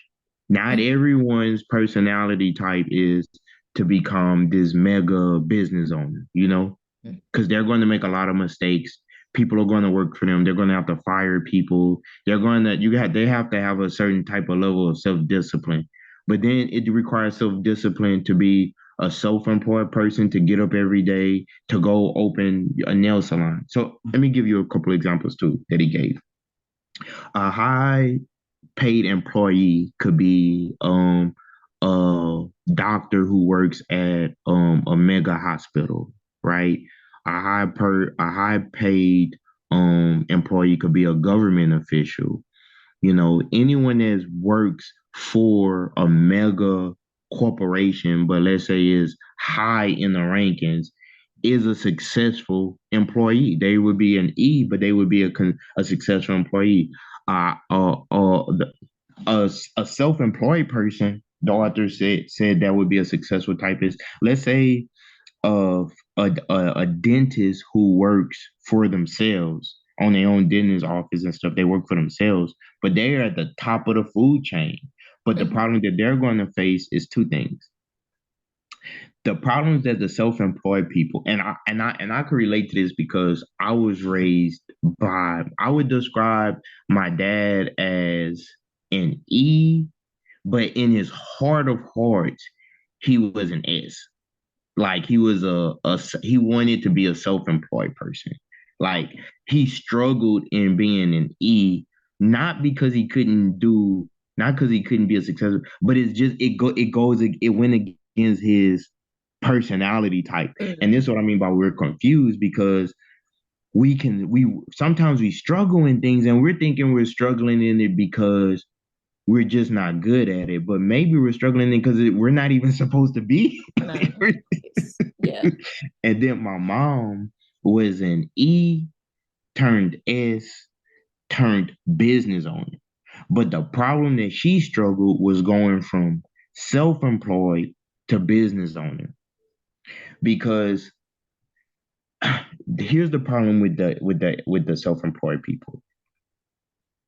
And it took me a long time to understand the way my mom thinks and her thought process. Like I naturally I mean, I got along with both my parents, but my dad and I could feel where he was coming from on the easier than my mom. Like the way my mom would think, I would be like, yo, like you think so corny. I used to always like kind of criticize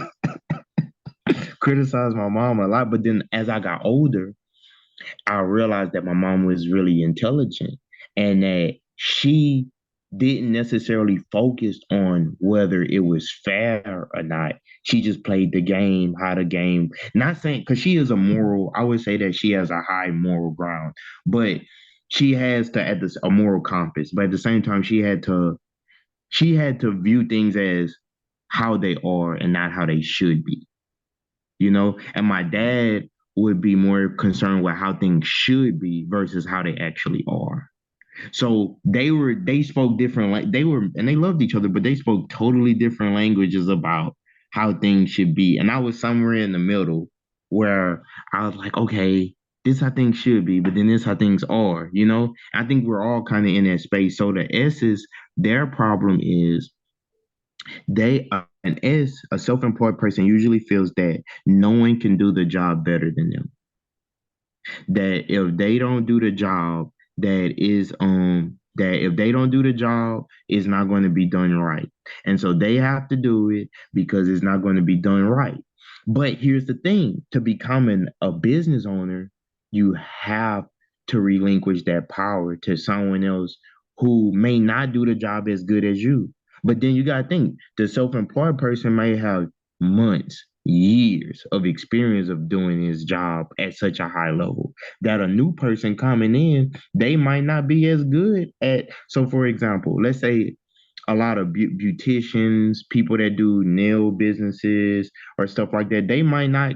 A new tech might not could do the nails as good as the veteran or a person. You know, I like to get my fades and stuff. Like a person that's new cutting hair might not cut hair as good as somebody that's 10 or 15 years into the game. But they have to start somewhere. And then it's our job to allow people to practice on us. And sometimes we don't like the way that sounds. But you can have all the education in the world, but if you don't have anyone to practice on you or with, how are you going to get better? A person might be the world, and I had to learn this when it came to investing. A person might, because I go to financial advisors. I got a few financial advisor friends in my phone. Okay, they might, most of them are young. So people are not going to trust them with 40 or $50,000 because you're 28 years old. I'm going to give you $40,000 to invest. Get out of here. But here's the thing: when they turn 48 or 50, and they have 20 years of experience, then a person is going to come to them and say, here's $100,000. Could you invest it for me? Not only will they know what to do, but they might say, I don't work for money.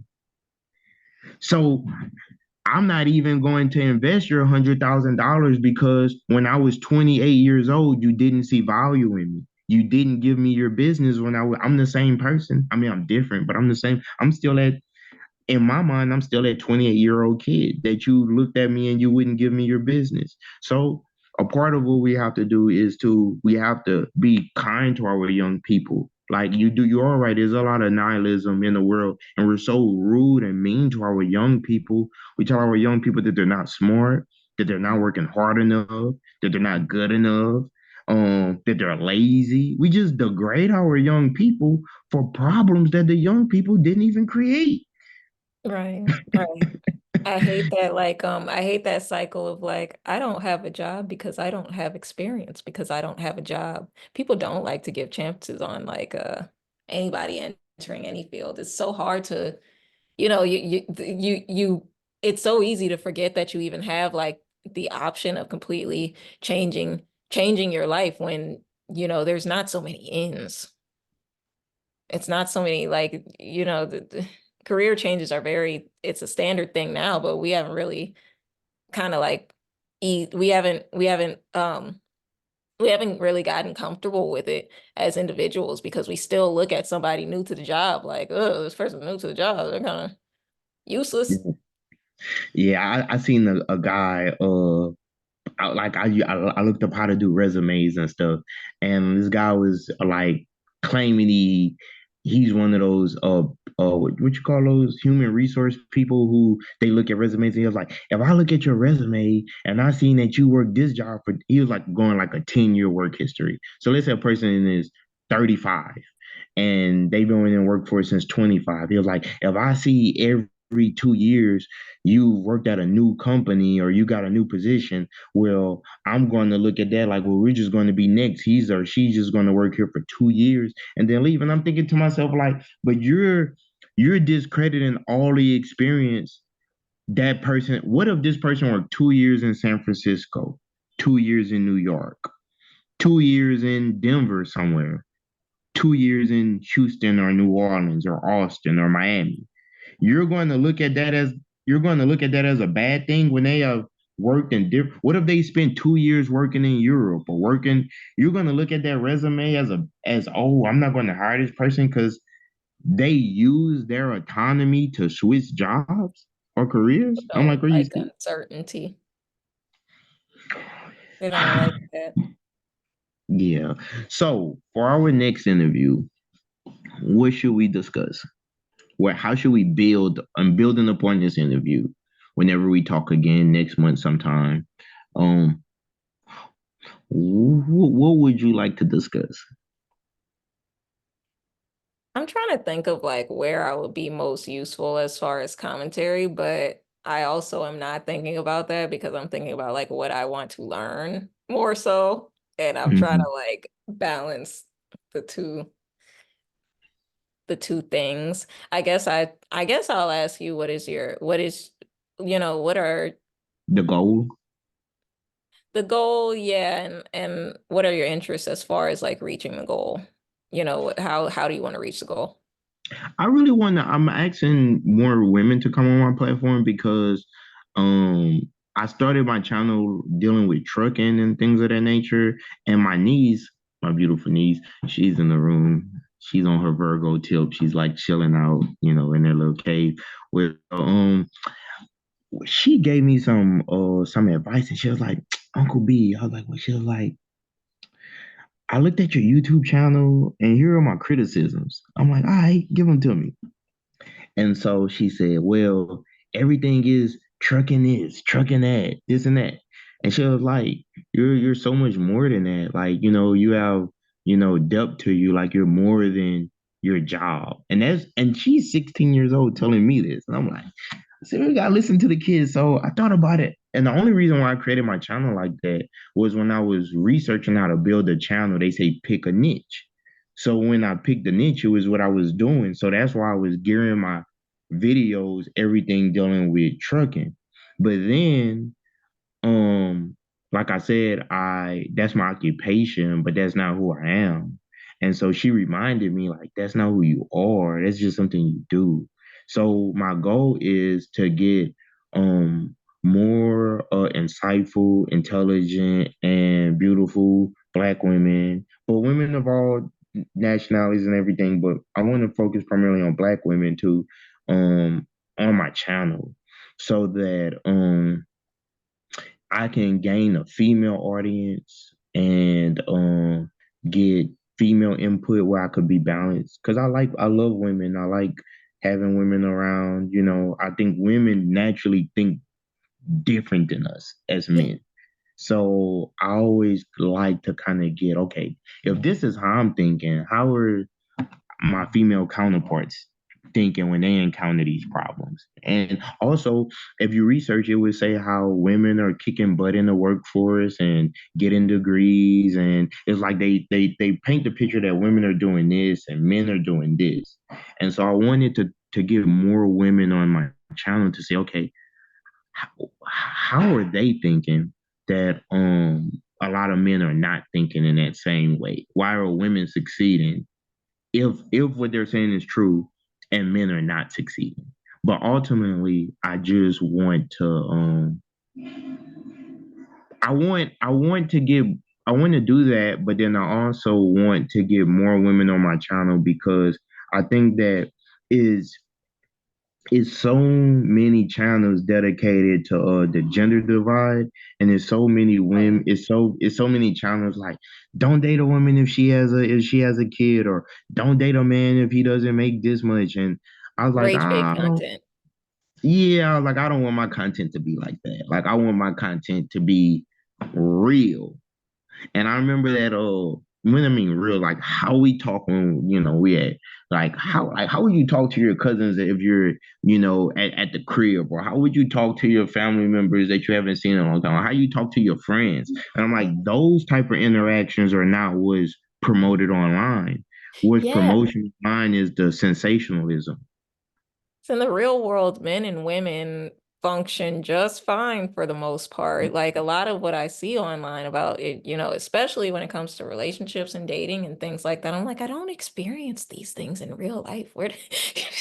You know, where are people coming from with that? And I understand that, people have their own life, their own isolated experiences that they share and their own observations and things like that. But it's such a narrow brush, and it's also like everything is so sensationalized for the sake of Yeah, and then also something. we haven't even gotten into the travels that you've done. So like I would definitely like in the next interview where you break down channel travels. And also because to be honest, I mean a lot of women specifically don't travel or fear traveling, Yeah. especially traveling alone. And I can't even begin to try to comprehend how that must feel, the fear of like, man, what if I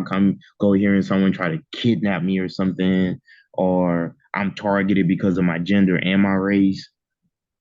Now, I will admit I haven't done a lot of solo traveling specifically for that reason.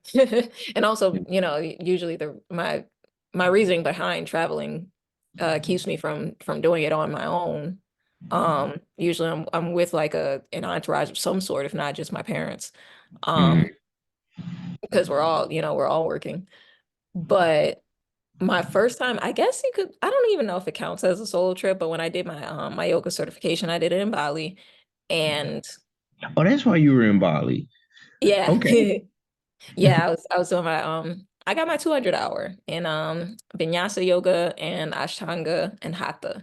Um it there my roommate, I'll say, she was from Australia and she was going to Thailand like right after our program. So she was like very well versed in solo traveling, and I wanted to ask her all these questions about like how are you gonna be around Chiang Mai? Like, don't you get scared? Aren't you gonna get scared? And but she was touring East Asia, East Asia has its, it has its risks and things like that, but there's not as it's, you know, there's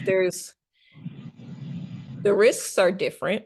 Um, and I could see why as a female, she felt comfortable being in that part of the world versus another part of the world where solo traveling, like a lot of places, solo traveling is just not even doable.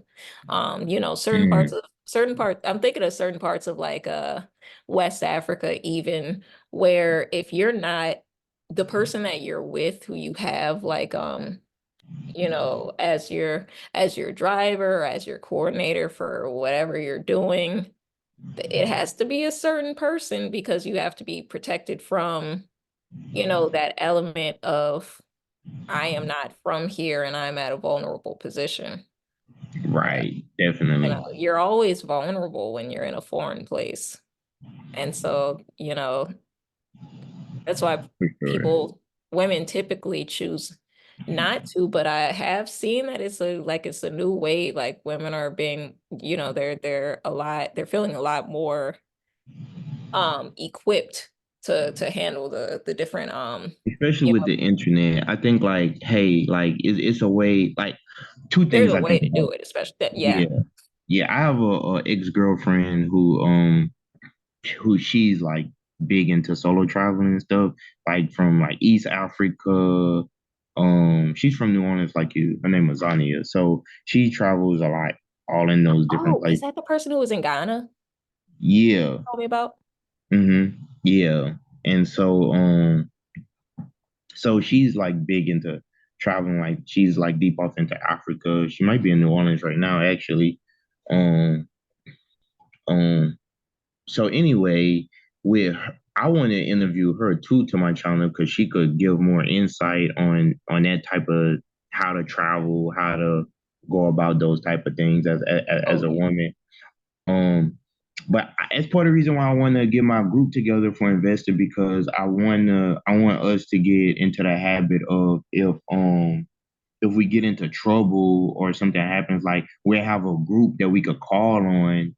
That's not necessarily an organization because I'm not a part of any organization. I just want us to be on code with each other, where it's like, hey, if someone's stuck and they need, like for example, my friend jokingly told me one day last week, "Hey, I need $4,000," and I was like, "Well, okay." I was like, "Well, I don't have $4,000 liquid to give you, but I say what I will do. This I said I would ask myself the question: How can we come up with the $4,000 that you need?"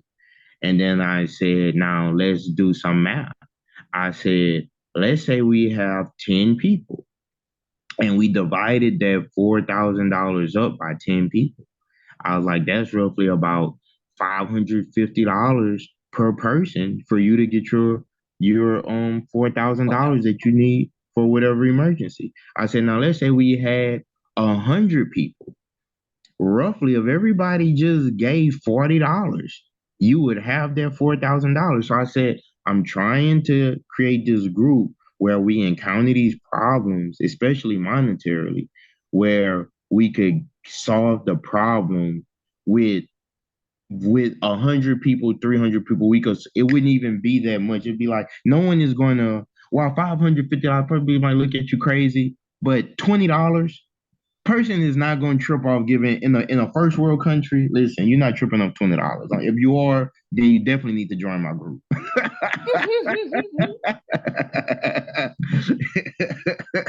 Yeah. So yeah. So I think that we need a type of group like that where for our women and for our guys, if they ever go to a place where they're in a hot. I was in Boise, out of Idaho.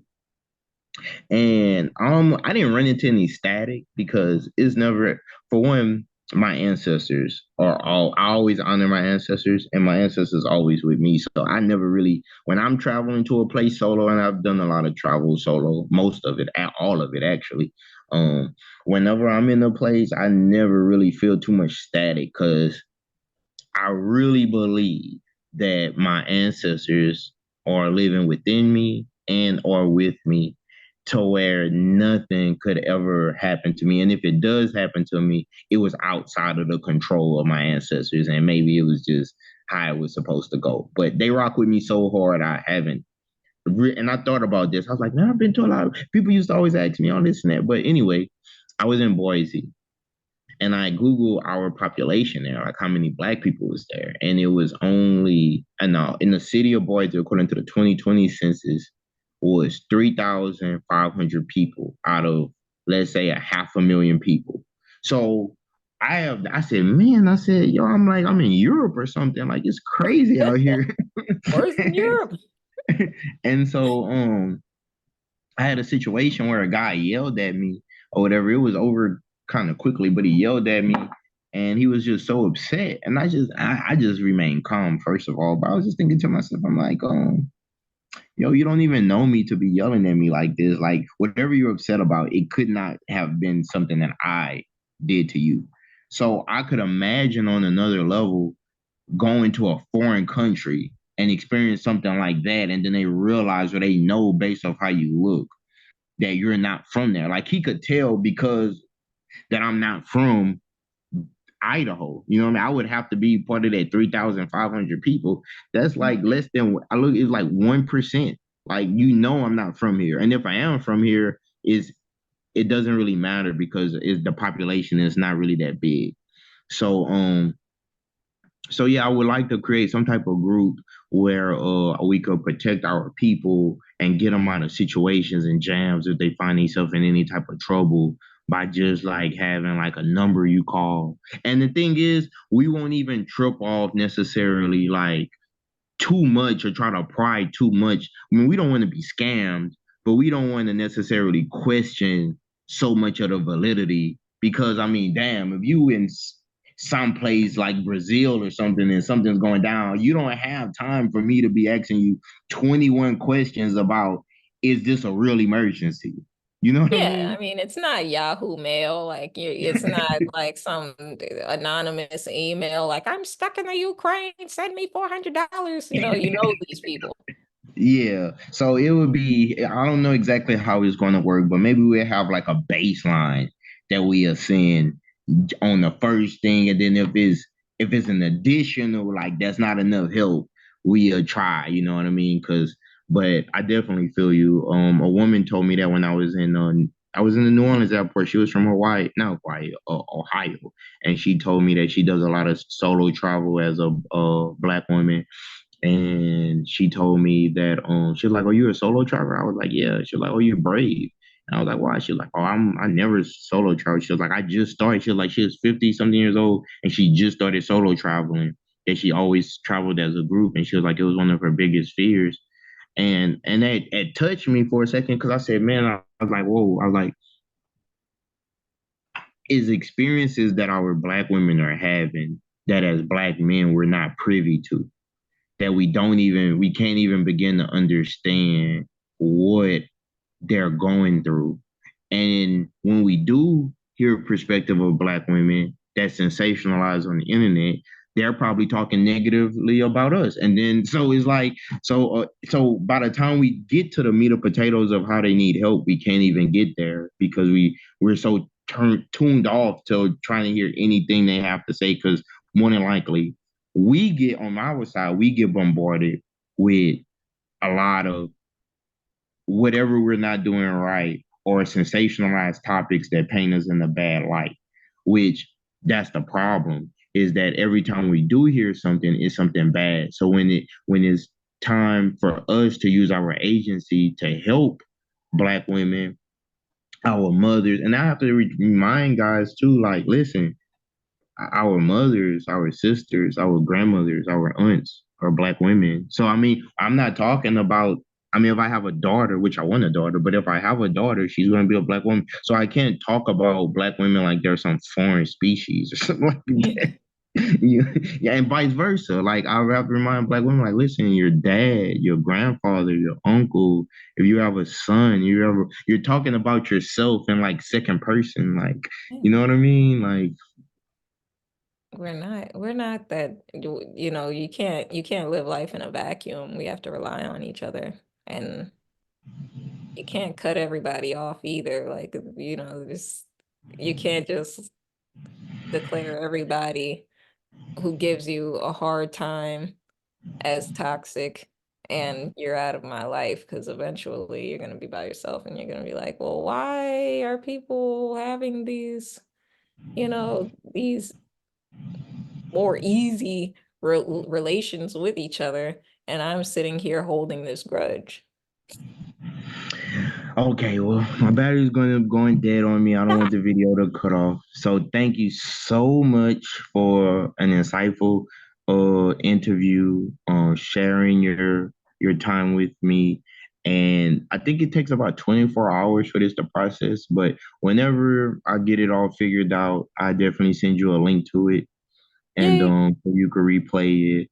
And I look forward to our next interview. I don't It's probably going to deal with travels and building up on some of the things I'll probably end up asking you, what research you have done or questions was formed. So thank you. I hope you have a blessed day, and I hope that you get closer to wisdom and X out any confusion or anything that you may be confused about currently, so that you can live a better existence, you know? Thank you so much for having me, Brian. I appreciate you again. And I look forward to talking to you more and picking your brain and whatnot. Okay. Peace. Have a good one.